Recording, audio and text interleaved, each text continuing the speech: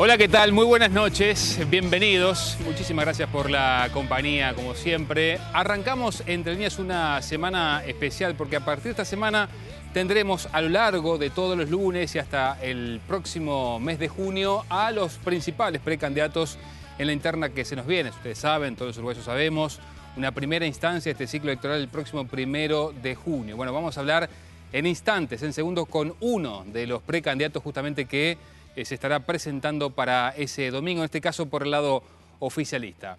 Pero además, como siempre, mucho más contenido en nuestro programa porque vamos a averiguar, por ejemplo, en qué está el espacio 609, que en las próximas horas estará haciendo su presentación formal. Y tenemos algún dato interesante, dónde va a ser, en qué va a consistir ese acto y sobre todo, qué figuras y a qué apunta el nuevo, se podría decir, espacio 609. También hoy aquí en nuestro programa se van a enterar ustedes sobre la opinión que tienen los trabajadores ferroviarios, la Unión Ferroviaria del Uruguay, a propósito no solamente de esto que está en discusión ahora, si contratar directamente a la empresa china o hacer una licitación. La oposición dice que eso no se lo lleva al presidente de la República. Lo cierto es que Mujica quiere que efectivamente se restablezcan unos 140 kilómetros de vía allá en el departamento de Río Negro. Lo quieren hacer en forma directa. Bueno, ¿qué opinan los trabajadores de eso? Pero además, ¿qué están opinando sobre la situación actual del ente ferroviario? Un ente que ha perdido, sin ir más lejos, en los últimos 2 meses, más de 300 funcionarios. ¿Y cómo están trabajando? ¿Se puede trabajar con 300 funcionarios menos? ¿Cómo lo están haciendo? ¿Hasta cuánto tiempo tienen para trabajar de esta manera? Lo vamos a conversar con el presidente de la Unión Ferroviaria del Uruguay. Pero ahora, si les parece, y me acompañan con muchísimo gusto, ya le damos la bienvenida a la senadora Constanza Moreira, politóloga, socióloga y por estas horas conocida porque es una de las precandidatas que tiene el Frente Amplio. ¿Cómo le va, Moreira? Buenas noches. ¿Qué tal? Gracias. Bueno, a ver, ¿le siguen pasando cuentas todavía por su discurso de fines de marzo? Bueno, no sé por qué me habrían de pasar cuentas. Yo, lo dije en alguna entrevista, preparé muy cuidadosamente ese discurso. Sí, dicen que molestó a Vázquez. No, no me parece que lo haya molestado. Yo me lo crucé cuando bajé del escenario. Él me felicitó por el discurso y me saludó muy cálidamente, así que no parecía enojado en ese momento. Y el discurso no era un discurso que interpelara a nadie, al contrario, me parece que una buena parte del discurso estaba más bien para interpelar a los partidos de la oposición, sobre todo porque fue una respuesta a una contestación, una parte del discurso, a esta idea de Larrañaga del modelo agotado, del modelo del frente agotado, y yo me refería a lo que me parece que está agotado en este país, desde el punto de vista de algunas ideas claves que condujeron la política hasta que el Frente asumió. Entonces, la interpelación del discurso era otro lugar. Y luego, bueno, allí puse ideas de mi propio cuño sobre cuáles debían ser las prioridades para el próximo periodo de gobierno. Pero ¿no cree que fue malinterpretado? Porque ciertamente se ha dicho Vázquez se retiró 2 semanas, aparentemente ofuscado por el discurso de Moreira, y de alguna manera hubo voces dentro del sector o de los sectores que acompañan la candidatura de Vázquez que así lo manifestaron públicamente. Me parece que esa es una historia que está mal contada. Eso es una expresión del portugués. Esa historia está mal contada. Es una película mal contada. No me parece que haya habido nada en mi discurso que hubiera ofuscado a Tabaré Vázquez. Yo me referí a las cosas que creí pertinente referirme. El discurso... Sí hubo, en cambio, una molestia del lado de nuestras huestes, porque a Tabaré Vázquez parece que tuvo una especial iluminación con música, mientras que no ocurrió en mi caso. Yo no lo vi porque en ese momento justamente estaba bajando, así que no vi ese especial destaque que le dieron de luz y sonido. Un desigual tratamiento. Un desigual tratamiento, pero en todo caso me parece que son cosas menores. Y bueno, en realidad yo quedé bastante conforme con mi discurso y bueno, y la gente que estaba allí aplaudió bastante. Y no eran solamente los míos. Bien, a propósito de tratamiento, ¿cómo evalúa hasta ahora el transcurso de esta campaña en la interna, digo, del propio Frente Amplio? ¿Cree que ha sido un tratamiento igualitario desde el punto de vista de los recursos, desde el punto de vista de los espacios, para usted y para Tabaré Vázquez? Bueno, en principio existen desigualdades muy evidentes que tienen que ver con que casi todos los los partidos políticos que integran el Frente Amplio acompañan al doctor Tabaré Vázquez, entonces eso es una desigualdad muy grande, porque esos partidos son efectivamente los que tienen aparato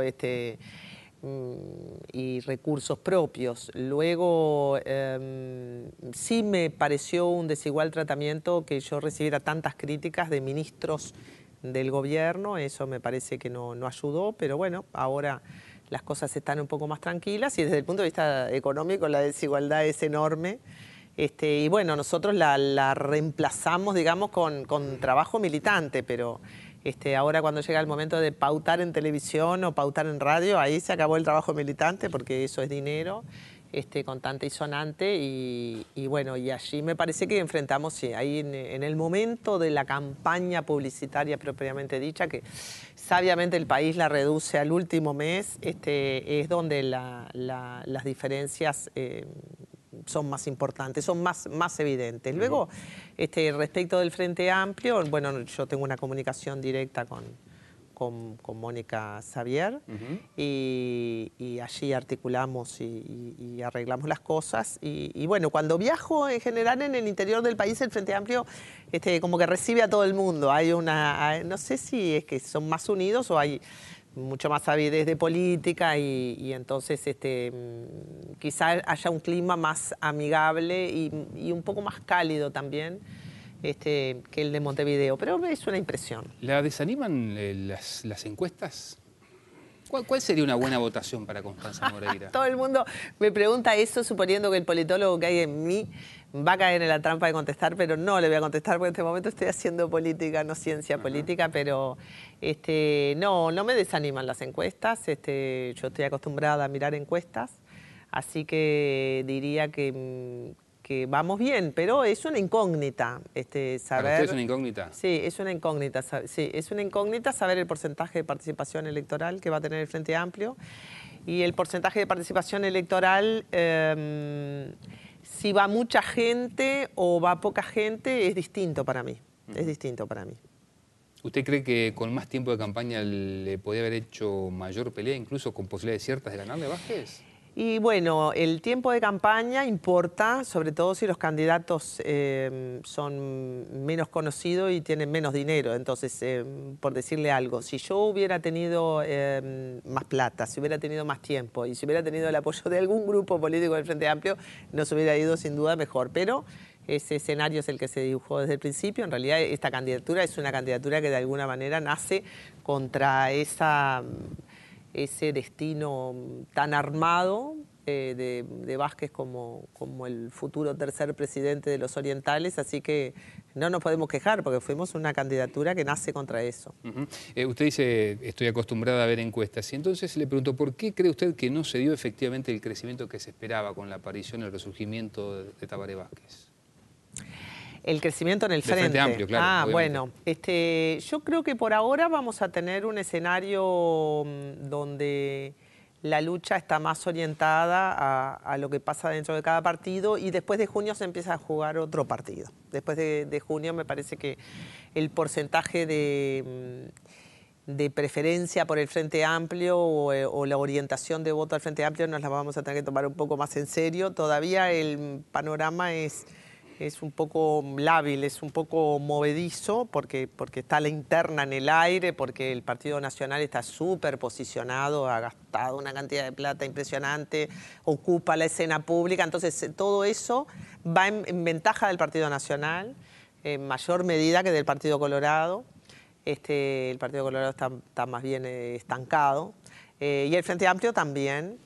Y bueno, el Frente Amplio tiene una doble escena. Por un lado tiene esta campaña, que es una campaña también relativamente atípica, porque es como el hombre más conocido del país enfrentado a una mujer que todavía, digamos, es una, entre comillas, una recién estrenada en la vida política profesional, así que es una competencia muy peculiar. No es la competencia Mujica-Astori, ¿no? ¿Y por eso está estancado el Frente? No, el Frente, por un lado está eso, y por otro lado tenemos la escena de gobierno, que ocupa mucho espacio político, ¿no? Lo que hace el gobierno, lo que dice Mujica, o sea, a diferencia del Partido Nacional y el Partido Colorado, que tienen una intención de voto sin nada más que por su campaña electoral, el Frente Amplio tiene por un lado la campaña y por otro el desempeño del gobierno. Entonces, creo yo que eso que nos aparece como estancamiento y que va a tender a subir, el Frente Amplio va a conquistar una parte de los indecisos sin duda, va a presentar otra evolución después de junio. A propósito del gobierno, 2 o 3 preguntas. Brevemente, senadora, ¿cómo define usted al gobierno Mujica que está terminando? Si tuviera que definirlo en algunas palabras, en 30 segundos.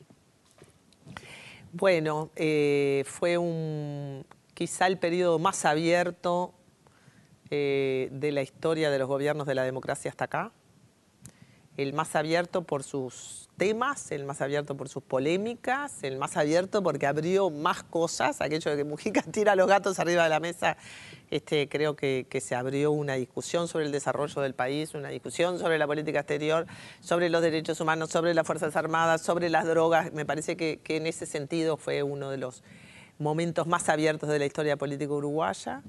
Me parece que fue el momento en que el Uruguay tuvo más visibilidad en el exterior, por Mujica y por cosas como haber votado la ley de regulación de la cannabis. Me parece que nunca tuvimos tanto puestos los ojos del mundo sobre nosotros como en este periodo. Así que un periodo muy abierto, un periodo de gobierno muy visible y posiblemente, pero eso habrá que mirarlo luego con los ojos de la historia, el periodo en el que se produjo una de las reacomodaciones de poder relativo dentro del frente más importante. Pero eso lo veremos después. ¿Le parece sano que el presidente Mujica cada tanto deje caer alguna de sus opiniones electorales de cara a esta campaña? ¿Cómo cuál? Por ejemplo, impulsar a su señora para la vicepresidencia. No sé si Mujica impulsa a su señora para la vicepresidencia o si responde a algo que le preguntan. En todo caso, el resultado es el mismo, ¿no? Si viene una pregunta o no, o lo impulsa directamente. Más o menos, porque hay veces que los periodistas preguntan algo y uno dice sí, después aparece como que uno terminó afirmando eso. Entonces, de cualquier manera, a ver, mi posición general es que el gobierno tiene que tratar de meterse lo menos posible en la campaña. Yo lo dije a propósito de Bonomi, cuando Bonomi opinó sobre mí, y me parece que los políticos que se dedican de lleno a la campaña tendrían que dedicarse de lleno a la campaña y no mezclar la gestión pública con la campaña. Eso es me parece que sería una práctica de corrección política que salvaría algunas cosas. Mujica, así como ha sido un periodo muy abierto, donde la sociedad ha discutido tanta cosa, y creo que también es un hombre que opina muy libremente sobre un montón de cosas. A veces sus opiniones me gustan y otras no me gustan tanto. Y no debería hacerlas como presidente. Como por ejemplo cuando dijo que su candidato era Tabaré Vázquez. No, me parece que que el presidente opine. Creo que sí, que los presidentes, pero lo mismo opiné sobre Tabaré Vázquez cuando marcó su clara preferencia por Astori, siendo que Tabaré Vázquez no era precisamente un opinador. También me gustan los presidentes que hablan más frente a un estilo más parco presidencial. Me gustan los presidentes que hablen. Me parece que además el fuerte de Mujica es hablar justamente. Pero el tema de cuando el gobierno se mete en la campaña y si el gobierno además representa una parte de ese equilibrio político, bueno, la campaña tiende a impregnarse mucho con la voz del gobierno y lo ideal sería que la campaña, digo, no se impregna tanto como para que Vázquez haya triunfado en su posición de poner a Astori, pero me parece que en el caso uruguayo sería conveniente mantener estas dos cosas separadas, más allá del juicio sobre lo último que dijo Mujica o lo anteúltimo.